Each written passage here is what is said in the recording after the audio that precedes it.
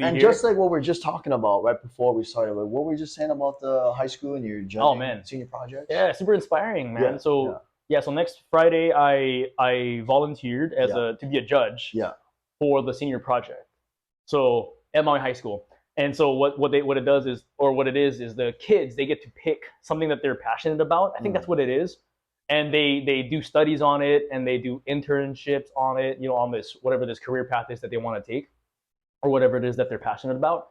And then they do these studies, and they got to come to this. And at the end of the year, they got to do a presentation about what they learned, what they did, what this is all about. And I get to be a judge to see what that kid learned. That's and what it's all. Yeah. So I did it a couple years ago. It's been years now, but I remember there was one kid specifically that stood out to me, that inspired me. And that's why I love doing this stuff. Yeah. Do you remember what it was? Oh man, it had to do with like agriculture. So I don't remember exactly what the job was, but this girl, she senior, right? So young. And they got to be as unique as possible, because they're trying to win over the judges. We each have like similar sheets. There's like 4 of us, 3 or 4 of us.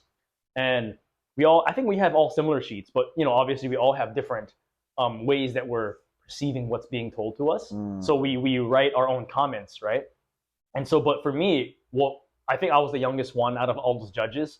So coming right out of high school was still fresh to me more, I think, than the other ones that were there. So we're just watching this girl like talk about what she learned and her passions and the way she presented herself.